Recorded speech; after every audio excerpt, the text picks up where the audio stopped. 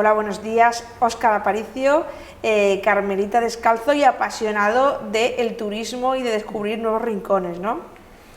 Sí, muchas. Pues bienvenido. Bien hallados, que dicen en mi tierra.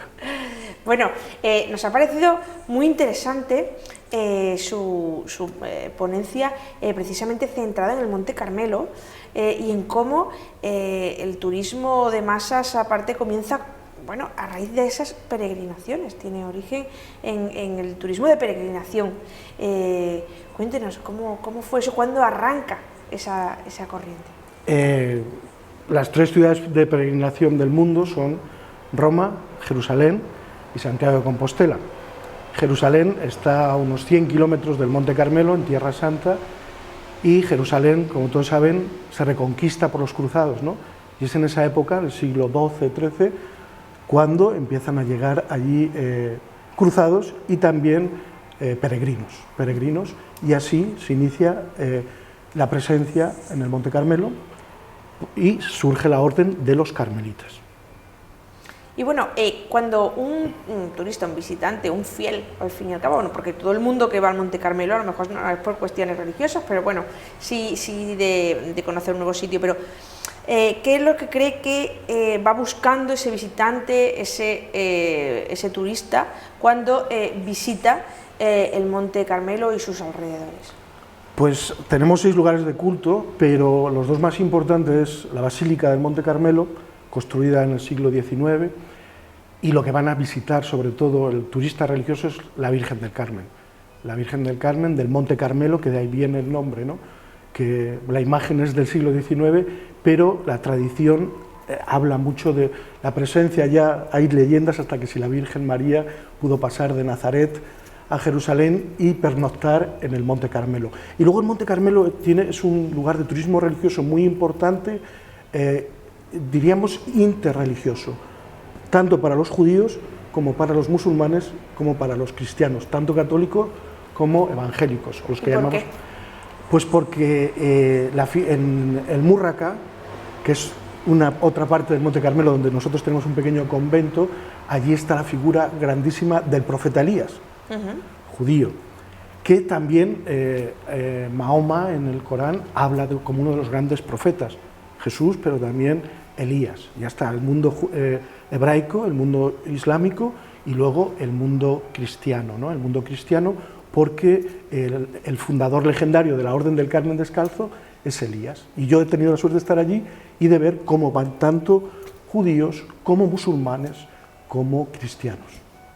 O sea que los visitantes no solo buscan un patrimonio cultural o artístico, sino que también en algunos casos buscan una experiencia también mística o espiritual, ¿no? Buscan una experiencia religiosa, muchos de ellos, yo las peregrinaciones que veía en el Múrraca hacían oración, sobre todo los cristianos, ¿no? Los cristianos hacían oración de todo tipo, ¿no? Hasta algunos con esos cánticos de los evangélicos, y luego había también un turismo pues no religioso, porque el paisaje desde ahí es precioso, se ve el Monte Tabor, se ve los altos del Golán, se ve el Líbano, es un paisaje espectacular, ¿no? Entonces ahí se ha unido lo religioso con el paisaje, ¿no? Con los atractivos paisajísticos de ese lugar. Claro, y en el caso de la Orden de los Carmelitas Descalzos, ¿cuál ha sido, bueno, pues la influencia de la Orden a la hora de dar a conocer al mundo, a los peregrinos, lugares tan remotos, ¿no? Tan remotos a lo mejor no en el siglo XXI, pero sí eso en el siglo XIII, XIV.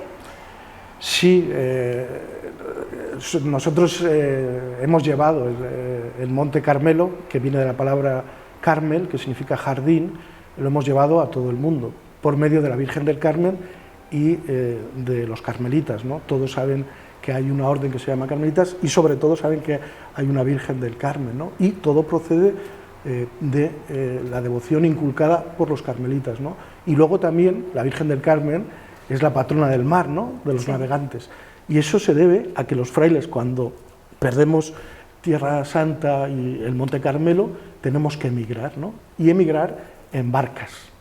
en el siglo XIII, XIV, y invocan a la Virgen del Carmen para que puedan tener protección en el viaje marítimo.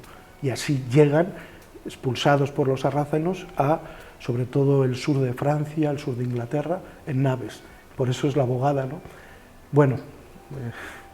De ahí viene. Y por último, queríamos saber si el turismo religioso es un turismo, considera que es un turismo que está en alza, en boga, porque claro, tiene que competir con otros bastante potentes como son el turismo de naturaleza, el turismo activo, el turismo cultural, lógicamente, ¿no? Pero en este caso el turismo religioso sigue al alza.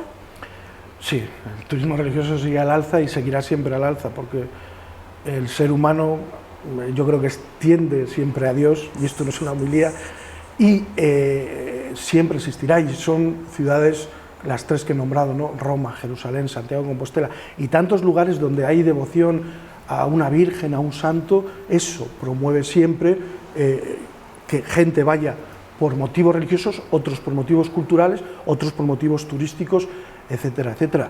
Y yo tuve la suerte de vivir en el Monte Carmelo 3 meses y veía que sí, que hay, y además te impresiona la devoción de alguna gente, y la devoción a veces hasta entrar en la Basílica del Monte Carmelo, judíos o musulmanes, y arrodillarse o hacer una oración. Eso a uno le deja descolocado, ¿no? Le deja descolocado, porque a veces hemos hecho unos compartimentos entre religiones muy... Y yo creo que el Monte Carmelo es un lugar para ese turismo interreligioso y turismo de todo tipo. Y bueno, y ya... lo que estábamos hablando era pues eso, que básicamente que se ha convertido en un lugar de unión entre religiones, ¿no? Sí, porque la figura del profeta Elías une a musulmanes, a judíos y a cristianos. Y hay un grupo ahí también muy drusos, que igual no lo ha oído. Sí. Los drusos, muy bien. Pues los drusos es un grupo que también tienen el Múrraca como algo suyo, que es un grupo que viene del mundo musulmán, pero con sus propias costumbres, y ellos son los únicos que pueden entrar gratis al Múrraca. Muy bien. Porque lo tienen como algo también propio y suyo, ¿no? Y los dos países dos ciudades donde más drusos hay están justo debajo del Múrraca. Entonces también es algo curioso, ¿no? Muy curioso. Pues nada, yo solo quería darle las gracias por el ratito que nos ha dedicado, y bueno, espero que haya tenido una experiencia maravillosa en nuestra segunda edición de CIGESTOUR. Muchas gracias por estar hoy aquí. Gracias a vosotros.